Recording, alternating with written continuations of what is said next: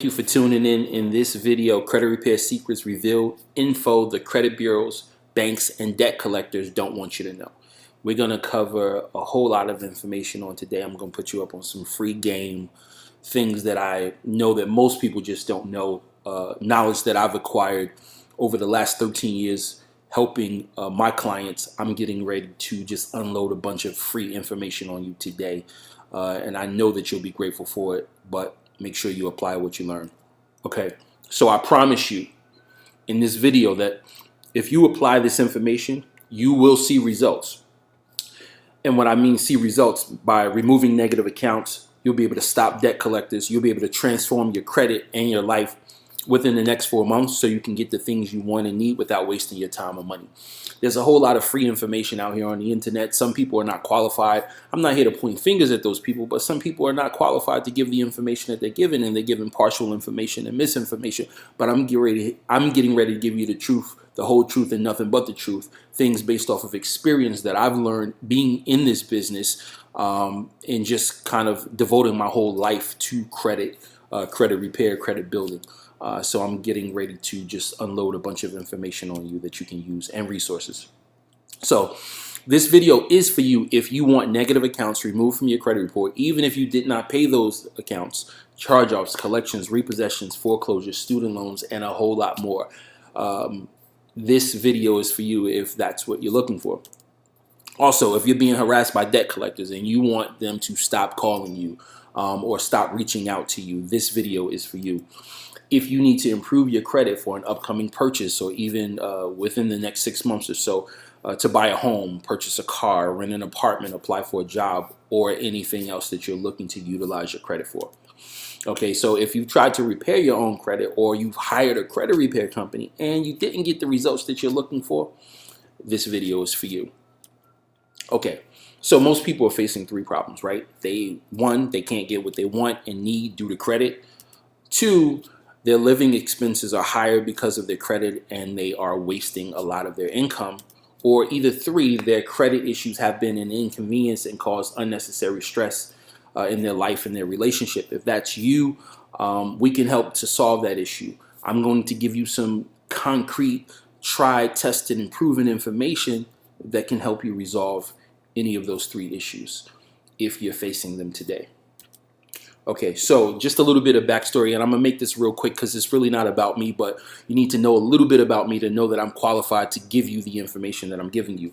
So back when the market crashed, I don't know, it was 2007, 2008, when the recession hit, I lost my home, investments, cars, my credit was ruined. I couldn't rent an apartment, and me and my family had to live with a friend for about 4 months while I grinded, and got back on my feet. I tried to repair my credit using info I found online. Long story short, and I really made it worse because, again, just looking at the free information that was out on the internet, some of it contradicted itself. Some of it was partial information. And then at some point I had a breakthrough. I kind of ate, sleep, and breathed credit. I stayed in the library at that time, and I just forced myself, and I learned and I tried different things. So I studied the FCRA, which is the Fair Credit Reporting Act, the Fair Debt Collection Practices Act, the Fair Credit and Billing Act, and other laws. I became highly knowledgeable. I used to want to be an attorney a long time ago, a criminal attorney, criminal lawyer, and I was infatuated with the law and how to find loopholes and all of those things. So, I kind of felt like I was living out my dream by doing it, but without going to law school. And I have a very competitive spirit. I love what I do. I love helping my clients win. I love helping people win. So that's a little bit about me. My name's Aazim Sharp. I'm FICO Pro certified. FICO stands of course, it's Fair Isaac and Company. I'm a credit improvement strategist. I'm the founder of I'm the founder of Leaf Credit Solutions and the CEO, and we're a national credit restoration company. I'm a continuing education instructor in New Jersey and Georgia. Also the author of The Ultimate Credit Repair Guide, which is a book I wrote on credit repair, and I am a national speaker. I've been on several radio shows, and I love what I do. A lot of times I'll go places and speak for free just to educate people. I love it. I love it. And I'm about to pour my knowledge into you today. So the agenda today, what we're going to cover, this is some good stuff. How to remove negative accounts, even if you didn't pay them. Charge-offs, collections, repos, student loans, bankruptcies, child support, you name it. We're going to go through it all today. Okay, so mistakes to avoid when repairing your credit. Most people, they just jump into it and they're like, oh, I'm going to repair my credit. I'm going to dispute accounts online, which is a total mistake. And we'll go through that today. And also how to stop debt collectors from getting a single dime of your money.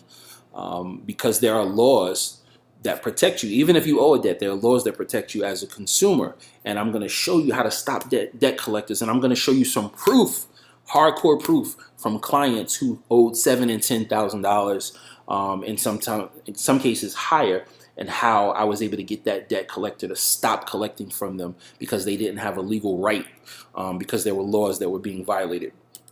Also, I'm going to give you proof of debt canceled by debt collectors. Like I said, you know what? Listen, I've got receipts. I'm not just telling you to try something that I read or I saw a video about. I got receipts. So I'm going to show you some results from clients, recent results. Proof of deleted repos, just basically the strategies that I'm going to show you today. I'm going to show you proof of using those, what can happen. So proof of deleted repos, student loans, BKs, which is bankruptcies, foreclosures, and more. And how to choose the right credit repair company. If you decide that you want to get help from somebody, most people, and I see them this all the time, their first thing is, oh, I want to find the cheapest company, and I want to go with and for legal purposes, I don't want to say their name, the big law firm company. I want to go with them. And honestly, they're horrible at what they do. If I wasn't in this business and you asked me for a recommendation, I'd say, don't go to them. Yeah, it may be cheaper for you to start, but in the long run, you're going to spend a lot more money. You may end up being with them for a year and a half. I have tons of clients at the time who were at one time or another were with them. And I tell people, listen, good credit repair ain't cheap, and cheap credit repair ain't good. So you get what you pay for. Okay, so the key to successful credit repair. This is important. Patience. A lot of people don't have patience. And you can get some results fairly quickly if you're doing the right thing, but you got to have some patience. You got to have persistence, right? Persistence beats resistance. And you also got to have knowledge of the law. This is so key. You got to understand the Fair Credit Reporting Act, because anybody can send out a dispute letter. Anybody can do that. You can get an 8-year-old who can write a letter and dispute it, or dispute an account online. If credit repair was easy, everybody do it. Everybody have great credit because you could just mess it up and fix it. So don't buy into that. Like, you could just dispute your accounts online, and I just see misinformation all the time. People just doing the wrong thing. So having knowledge of the law, the Fair Credit Reporting Act, the Fair Credit Billing Act, the Fair Debt Collection Practices Act, and the Truth in Lending Act. And these are just a few. But these are major ones, and these are important. Having knowledge of the law is extremely important. You can't go into into a situation. Would you go try to defend yourself in a courtroom not understanding and knowing the law? Yeah, people do it all the time, but the outcome is not good. So in this particular situation, if you're going to take this on, tackle this situation on your own, your credit, you got to understand the law. And I'm going to give you some gems that you can use if you're going to try to do it on your own. Okay, so for the people who stay around to the very end, I got a bonus for you, right? So I'm going to give you a free credit audit, right? A detailed breakdown of your credit, a detailed, easy analysis for you to understand exactly what's going on. Most people look at their credit report and they get confused. They don't understand what's going on. But I'm going to give you a breakdown and an improvement plan, a free credit audit. And also, if you're being harassed and called by debt collectors, I'm going to give you a letter that you can use to stop debt collectors from calling you, a cease and desist, and also a debt collection a stoppage letter, why I call it a stoppage letter. But I'm going to give that to those who stick around to the very end. All right, so what is the Fair Credit Reporting Act? That's important. And why does it matter? So the Fair Credit Reporting Act is a law that was passed by Congress in 1970 to ensure the accuracy and privacy of personal information filed by credit agencies in consumer credit reports. And this law was passed to protect you as a consumer. This law is extremely important because there are some fundamental things that have to happen with your credit report, right? So the Fair Credit Reporting Act was created to control abusive credit bureau actions. The credit bureaus are constantly making mistakes, right? They're constantly misreporting information or not actually validating information before they accept it from the creditor and place it on your credit report. That is a violation of the law, right? Okay, so if you have information that's on your credit report and the credit bureaus have just allowed it to be placed, or they placed it on your credit without verifying it first, that's a violation.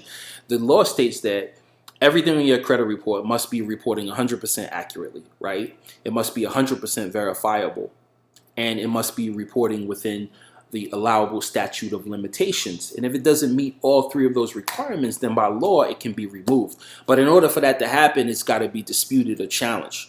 Okay, so that's where a lot of people go wrong. Either one, they don't challenge the information, or two, when they do challenge it, they challenge it the wrong way, not having all of the right information. Like, for instance, they'll go to dispute an account, and when the credit bureau comes back and say, we verified this account belongs to them, to you, then they don't know what the next step is. So they don't know what you don't know what the next step is, but you started down this journey not having the right information before you even started. Listening to a family member or somebody that goes to your church who told you, oh, my aunt repaired her own credit. Yeah, she repaired her own credit, but they didn't tell you she repaired it by paying off all her collection accounts. That's not credit repair. Paying off all of the collection accounts that are still on your credit report, that's not credit repair. So again, be careful of who you get information from. This is so important. I told a lady yesterday, I was on the phone with her, you wouldn't go to a jeweler and ask them for financial advice, and you wouldn't go to a financial advisor and ask them for information or clarity on how clear this stone is and what grade it is. So, people do this and they make this mistake, a fundamental mistake, in just everything they do in life. And they get the wrong information from the wrong people. So, again, let me just get off my little rant for a minute. But trying to repair credit without knowledge of consumer law is like going into an unarmed battle. Your knowledge is your weapon.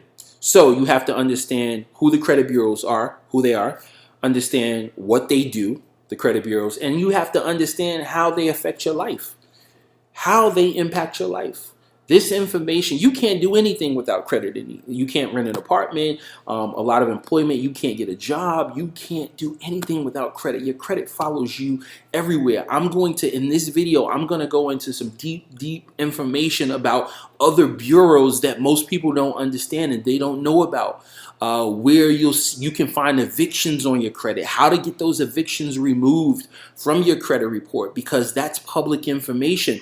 And a lot of times a person may go apply for an apartment, right? They don't see an eviction on their credit report, but they don't understand that it's being reported by other bureaus. And we're going to go into that in this video. Okay, so the FCRA, which is the Fair Credit Reporting Act, requires that all data in your report meet 3 requirements. And I think I just said that. I skipped some things, but it must be 100% accurate, okay? It must be 100% verifiable. So let's go back real quick. What do we mean by 100% accurate? We're going to go into that. And what do we mean by 100% verifiable? I'm going to break that down. And then also, it must report within the allowable time, the allowable statute of limitations of either 7 years or 10 years, depending upon the item that is on your credit report. Okay, so the data reported to your credit must be 100% accurate. Let's go into what we mean. Inaccurate data is found in over 79% of credit reports. This prevents consumers from getting credit. Okay, so according to the United States Public Interest Research Group, they did a study that showed that over 79% of credit reports have errors on them, right? And when we say errors, we mean let's say the account number could be wrong, the loan amount on the account could be incorrect, the date of last activity on the account could be incorrect, or it could vary from bureau to bureau. And sometimes you may see one account on your credit report and it's reporting to all 3 bureaus, and the information is not accurate between or the same on each bureau. So you have to question that and say, well, what's right? So also, inaccurate data can only be removed if the information is disputed by a consumer or a third party assisting them. So don't think that just because the information is not correct or if it's not accurate that it's just automatically going to be removed. No, the credit bureaus are not going to do that favor for you. They just absolutely are not. Information the credit bureaus don't want you to know. Okay, so let's just dive into that. The credit bureaus don't keep accurate records. They don't. They've been called in front of Congress before. I forgot what year that was, a couple of years ago, because even several Congress members found information incorrect on the credit report, and they were highly pissed about it because at this point it's affecting them, so they wanted to take action. The credit bureaus were really under fire at that point. Okay, so according to the United States Public Interest Research Group, 79% of all credit reports contain errors. I think we just said that a minute ago. And data reported for an account will often be different with each bureau because the bureaus don't work together, contrary to what people think. They are all separate companies, all three of them. So most negative accounts have inaccurate information. Again, 79% of credit reports have errors, and oftentimes the bureaus just get it wrong. They're very sloppy record keepers, very sloppy because they're keeping records on millions and millions of people. Okay, so data that is not 100% accurate must be removed, even if you didn't pay the account. That is the law. I see people make a mistake all the time, and they just say, all right, I'm going to pay this account off. And they're like, well, why is it still on my credit if I paid it off? Because when you pay in a negative account, the credit bureaus don't have an obligation to remove that account just because you paid it, right? It's not removed. It just now shows a paid status. But if you had 4 or 5 collection accounts and now they're all paid, you've got a bunch of paid collections on your credit report, and that does not look good to other potential creditors. It just shows that at one point you defaulted. And if you were loaning me money and you know that I owed all of these other people and eventually I paid them, but they had to chase me for the money, you're not going to want to give me any money, right? And if you did, you're going to give it to me at a much higher term or a much higher rate. Okay, so the good news is this: mistakes on your credit report can be used as leverage to remove negative accounts, right? That is good news. That's great news. The credit reporting agencies are very sloppy record keepers. But they're bound by law. There are laws that protect you as a consumer, but the thing is we have to exercise those rights and utilize those laws, and we can use them as leverage to remove negative accounts. Okay, so data reported to your credit report must be 100% verifiable. This is important. All right, now we're going to dive into what that means. The Fair Credit Reporting Act requires that all data reporting to your credit be 100% verifiable, right? The burden of proof falls upon the creditor, not the consumer. Okay, so if the data in question can't be verified, it must be removed from your credit report. And then also, even accurate data must be removed if it can't be verified. So, verifiable meaning this: if we go to question the account and we ask for the interest accrued over the time that you had that loan and they can't provide it, then that account has to be removed, right? So the burden of proof falls upon the creditor, right? So when the credit bureau, the initial investigation has to start with them. When the credit bureau goes to put in a dispute, right, based off of us initiating a dispute, you initiating that dispute, they have to look at that dispute and they have to verify the information, the creditor. So if we ask for the interest accrued over the time that you had the loan or ask for any paperwork that can't be provided, then that is not 100% verifiable. If they can't verify all of the information that's requested on that account, then that account has to be removed. Okay, so data reported to your credit must report in the allowable time, right? What do we mean by that? Okay, so the Fair Credit Reporting Act has regulations on how long data can report to your credit report. 7 years from the date of the last activity, right? That's an important date. Is the typical statute of limitations most accounts report, right? Public records can report for up to 10 years, right? So there's some new laws and regulations on those too as well. If you notice, and if you're watching credit reports, tax liens are no longer reporting, or they should not be. If you know anybody with tax liens still on their credit, they shouldn't be. And there's also new regulations passed on medical bills too as well. Okay, so the FCRA, which is the Fair Credit Reporting Act, grants you the right to challenge the accuracy, the validity, and timeliness of data on your credit, right? It gives you that right as a consumer.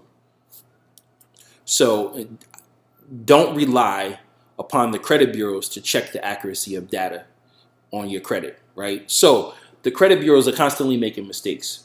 But I heard somebody say, which was very good. If you think about it, right, all of the mistakes that are made on your credit report and millions of others, those mistakes are never in your favor. They'll never show an account being paid off and you really didn't pay it off. They'll never show your balance on your credit card being lower, meaning lower being a good thing. Like if you had a $10,000 credit card and you owed $500. They're not going to show you having that credit card totally paid off. None of the mistakes that they make ever are going to be in your favor. They're always mistakes that are against you, right? So, and we're going to go over a lot of those mistakes and what to look for in your credit report. That's going to be the good stuff. I can't wait to dive into that.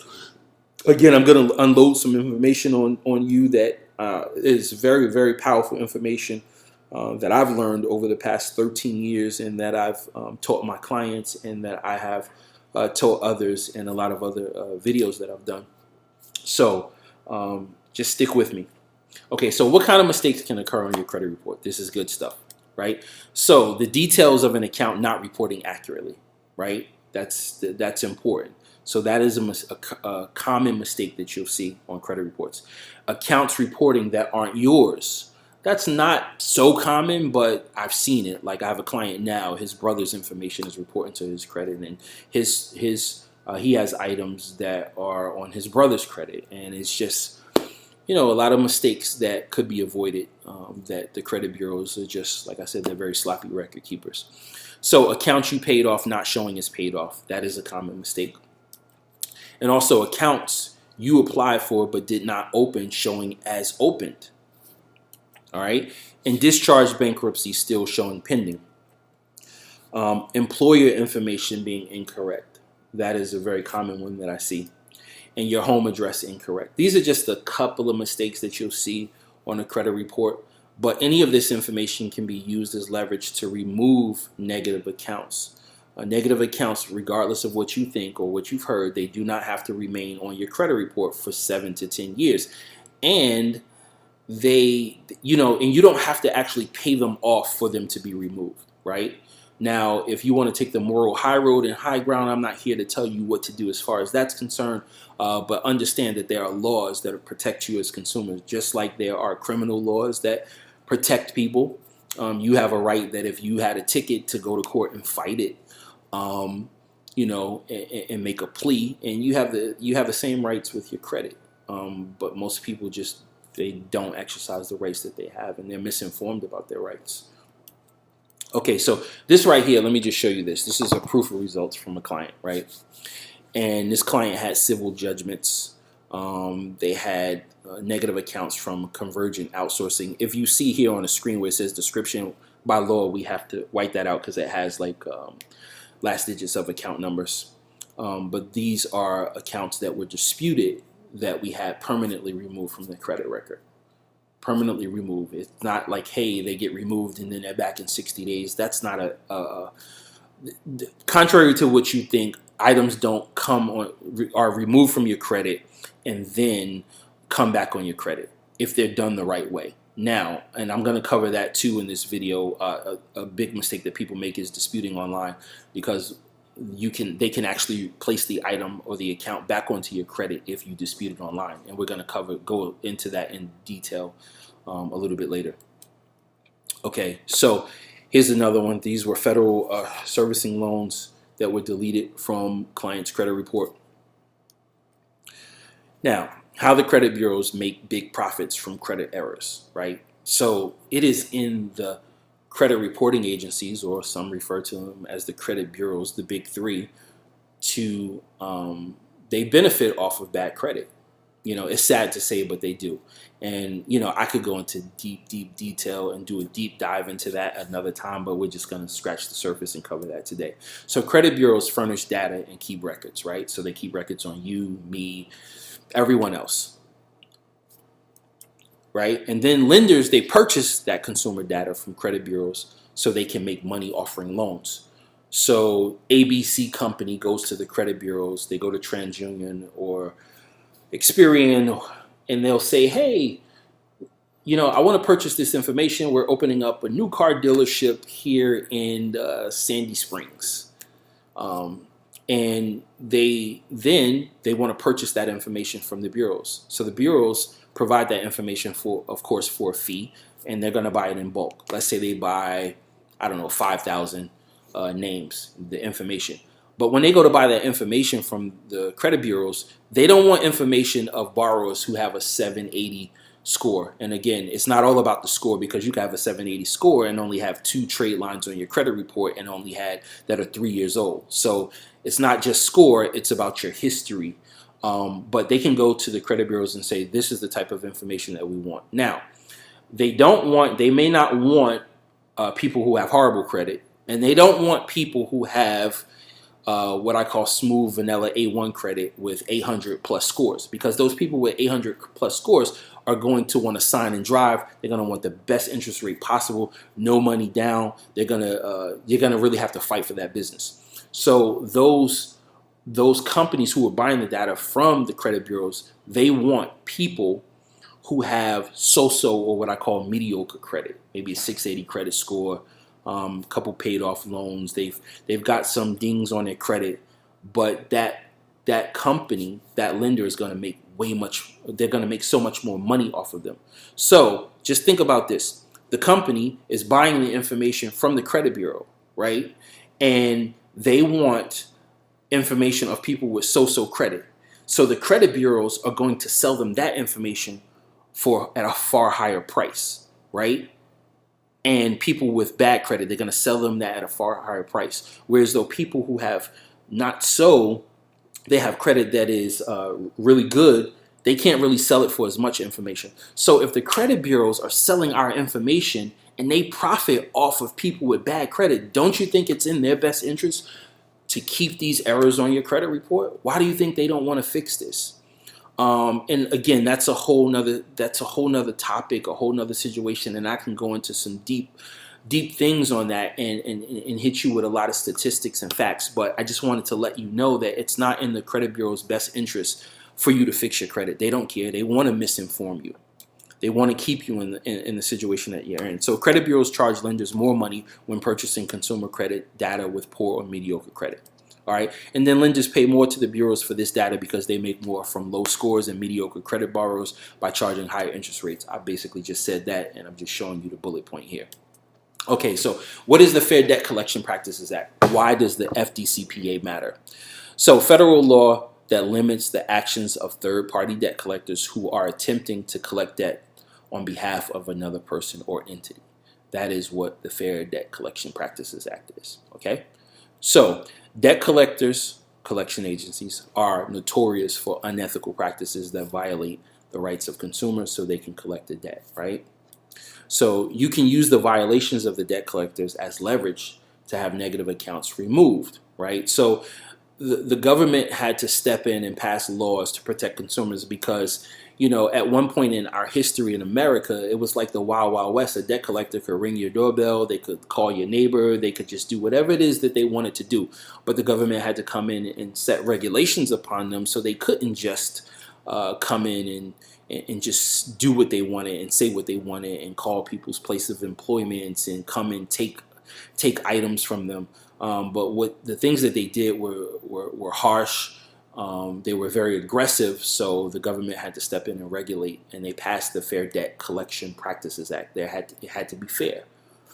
So you can use this law as leverage at some point. So debt collectors are not allowed to do some of these things that I'm getting ready to show you. Contact your employer. Although they may do it, they're not supposed to do that, and I'm going to show you how to combat that and make them stop. Contact you at work if you say you're not allowed calls. Even if they're calling on your phone, if you're doing work hours, they're not supposed to do that, okay, if you let them know that. So then they can't call at unreasonable hours, meaning that they can't call you at 6 a.m. or calling you at 8 or 9 o'clock at night. If they are, I'm going to show you how to stop that, how to countersue them, so that way you can get them to stop, and you can use that as leverage to either get the account removed, stop them from collecting, and even win money against them. I'll show you how to go about doing that. And then they can't contact your neighbors, right? They may threaten you to do that, but they can't contact your neighbors. They can't add additional fees that exceed the debt. And a lot of them try to enforce this, but they can't do that. And they can't make threatening statements. They can't. So don't allow them to bully you, or don't feel bullied. And there's a lot more that they can't do, and I'm going to do another video and cover that in another session. There are things that you can do to fight against debt collectors.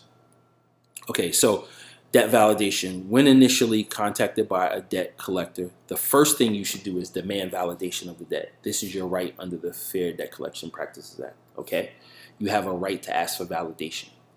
So you have 30 days to write to it says him, but it could be a her, to him or her, and ask that they validate the debt, right?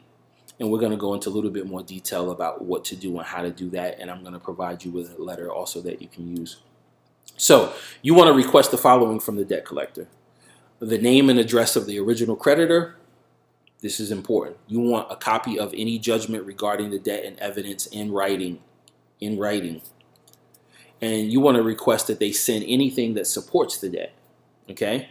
And you also want to remind them that under the FDCPA, which is the Fair Debt Collection Practices Act, they're not permitted to pursue collection until they send that information, if you request it, but you've got to request it, okay? And they need to send you a letter and any other correspondence by certified mail, right? Or, excuse me, you need to send your letter or your request by certified mail. Not too many of them are going to send you anything by certified mail. They'll send it by regular mail, but when you make that request, you want to have proof that they received it. Okay, so if the debt collector cannot or will not provide validation, under the FDCPA, if the debt collector refuses to validate the debt, the creditor may not collect the debt. They just can't. And they prey, debt collectors buy debt in bulk, and they prey upon the ignorance of consumers, just not knowing, not understanding. But you have rights, and you have to enforce those rights. You have to enforce those rights. Okay, so if they continue to attempt to collect, you may have grounds to sue, right? And we're going to go over that in a little bit more detail. Okay, so you're not required to talk to the debt collector at all. You're not required to discuss anything with them. Answer your phone if they call. You're not obligated to answer if they call. Okay. You're not obligated to return their calls. You're not obligated to answer any questions they ask you at all. And you're not required to discuss any private information, personal and or financial affairs. I see a lot of people make this mistake. They start making payment arrangements with the debt collector. If the debt collector cannot validate that debt, then they are not entitled to be paid. They buy debt in bulk. They buy it in bulk. So if we ask or you ask for them to validate that debt and they can't, then they're not entitled to that payment, right? Or if they're not licensed in the state that you live in or where you acquired the debt and they're trying to collect that debt, then they're not entitled to that debt. There are several laws that protect you as a consumer, but you have to exercise those rights under the Fair Debt Collection Practices Act. Don't be bullied. Don't talk to them over the phone. The phone lines are recorded. Anything that you say can be used against you. Don't allow them to coerce you into a payment or a statement. Just request that all communication be done through mail, right? Because you want to know if they're trying to sue you, if they're doing anything. You don't want to cease and desist all communication. You just don't want them calling your phone, harassing you. So, and you don't have to avoid hanging up on them. You don't have to feel like, oh, I can't hang up on them. You can hang up on them if you don't want to be bothered. And you're not required to acknowledge that you owe any money at all. Because when debt is collected, right, or excuse me, when a third party debt collector purchased debt from the original creditor, that original creditor has now relinquished their rights to collect that debt. They sold it to a third party, right? And the third party is now coming after you for payment. Now, you are not required to pay that third party unless they can actually validate the debt, right? So it's important for you to know that. You don't have to acknowledge that you owe any money. So what can you do, right? When a debt collector contacts you, you just want to take action. You don't want to sit back and just wait and not do anything. When a debt collector first contacts you, you want to send them a certified letter demanding validation of the debt, right? Okay, so if a debt collector contacts you at work, tell them you're not permitted to receive calls at work. Tell them you want to follow up in writing, and you're going to send a letter by certified mail, and you keep a copy for your records as well. Okay, so if a debt collector contacts you at work also, if they violate your warning, keep details of the call. This is important, the date and time, because you can then use all of this information to sue them. And then if you go to sue the debt collector, right, it's going to cost them money, right? They've got to send an attorney, spend thousands of dollars for that attorney to now go to a court when it's not worth it. And if you only owe $1,500, $2,500, $3,000 for them to pursue that debt.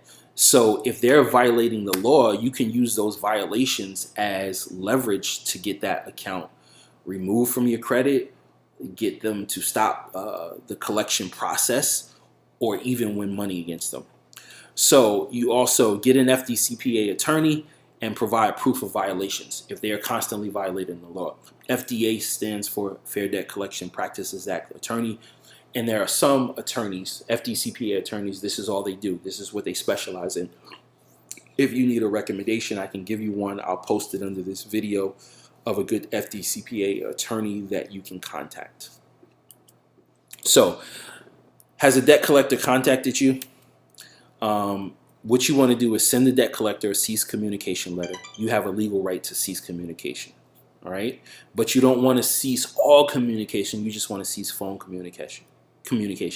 Remind them that they are in violation when they call, right?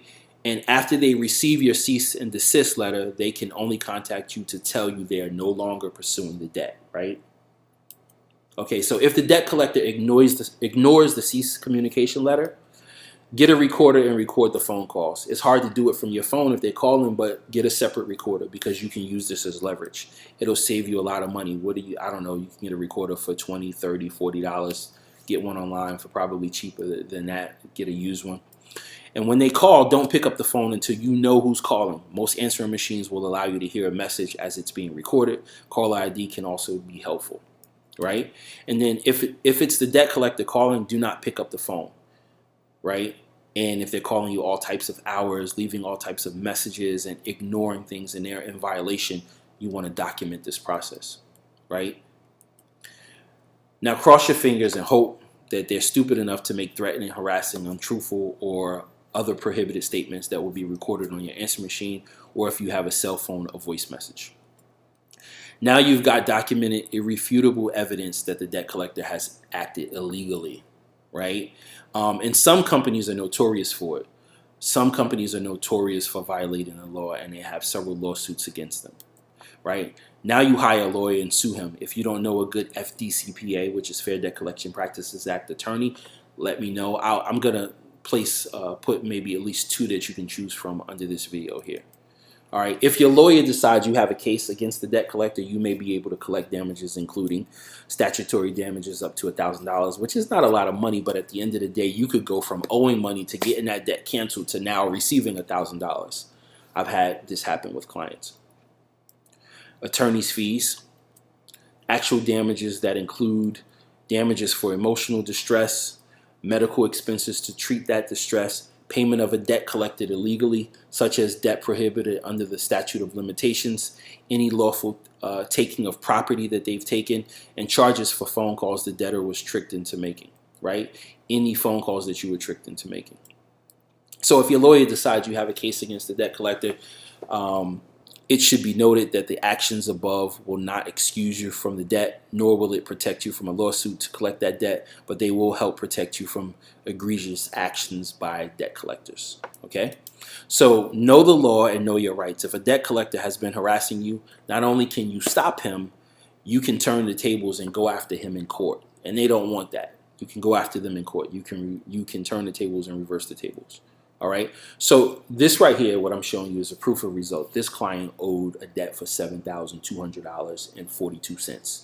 So if you read here, it says the above referenced account has been canceled by National Credit Systems, right? National Credit Systems Inc. will no longer pursue the recovery of this account at this time. We will request that any credit bureau listing made by this agency in connection with the account be removed or updated accordingly. We will notify you if we presented with information, if we are presented with information which would require us to resume our collection efforts. Please contact our office if you have any questions concerning this matter. Now, to this date, this client has not been pursued for this debt anymore. This debt was canceled, removed from their credit report. These accounts do not have to stay on your credit. Not only if you heard what I read in the letter and you see here, not only did they stop the collection, but they also sent the information to the bureaus to remove it, right? So that's powerful stuff. This client could have ended up going onto a payment plan or having to pay all of this money, but they did. Okay, so your credit is costing you, but it doesn't have to stay that way.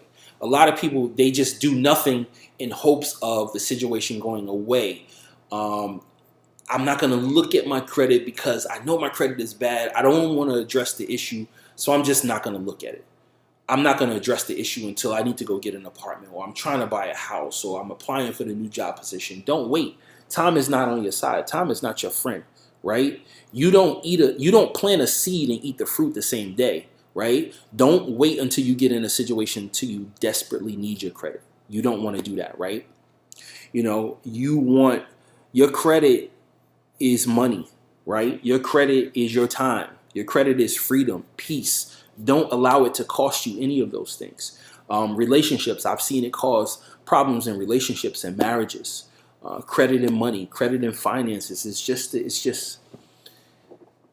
and it doesn't have to be that way. If you were stuck and you had a life sentence, then that's something different, or you were stuck for 7 to 10 years, but there's laws that protect you as a consumer.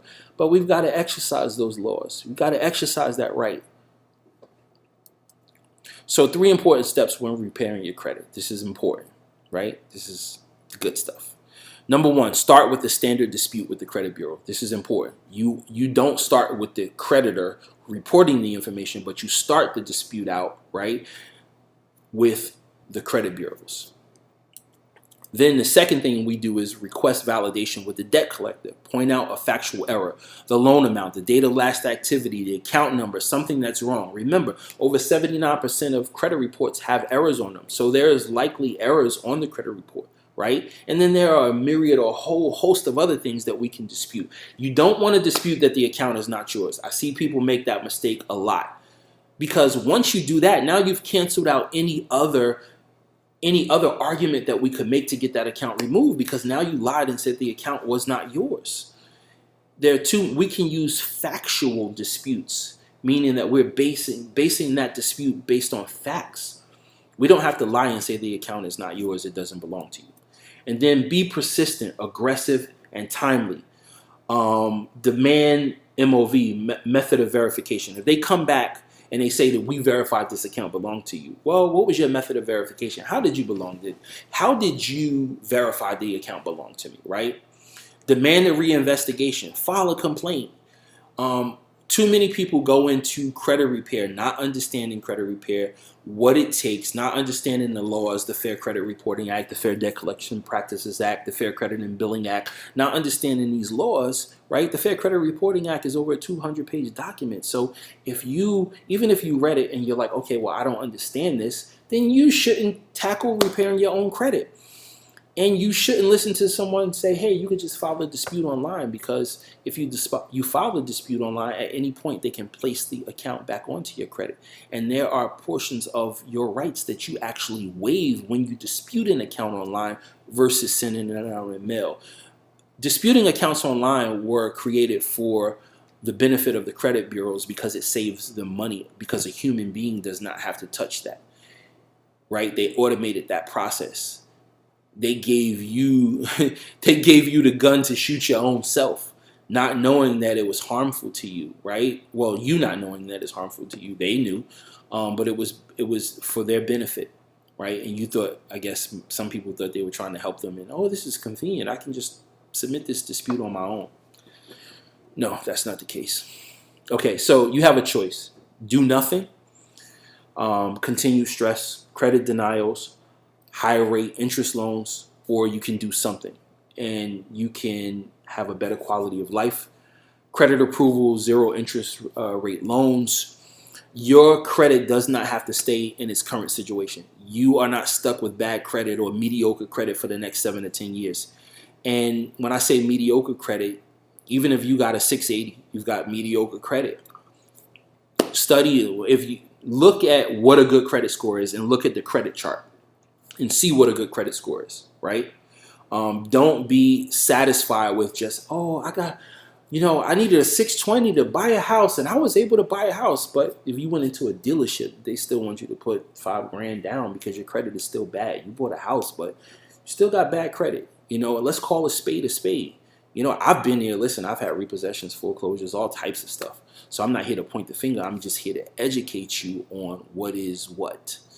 Don't think because you bought a house that your credit is, I talked to a young lady yesterday and she was like, yeah, my credit is pretty good. I got a 640. I wanted to tell her, your credit is not good at all with a 640 credit score. It's not, right? But it doesn't have to stay that way. You can change your credit drastically within 90 days. All right. So I want to thank you for joining me. I had a blast. If you have any questions, if you have any comments, submit a comment below. If you have anything that you want to say, I hope this was helpful to you. I'm going to be doing a ton more videos every single week. I'm going to be bringing new information to you, educating you on how to repair credit, how to build credit, how to even build credit in your business name, even if you have personal credit issues, how to qualify for loans for your business. Going to be bringing you a wealth of information. I promise you. I've dedicated the last 13 years of my life to helping people with their credit. And this is all I do. I don't have 2 or 3 other gigs. I'm full-time CEO of Leaf Credit Solutions, a national credit repair company. I work with a lot of mortgage companies nationwide who send their clients to me. I do have a full staff. I'm not a one-man show. I am just the face of the company. And I don't say that in a bragging type of way or a boastful type of way, but I enjoy being out front on the front lines, people talking to me. I do have a support staff, customer support, and other staff members, but I enjoy being on the front line. If you enjoyed this video, like it, comment, share it with somebody, share this information.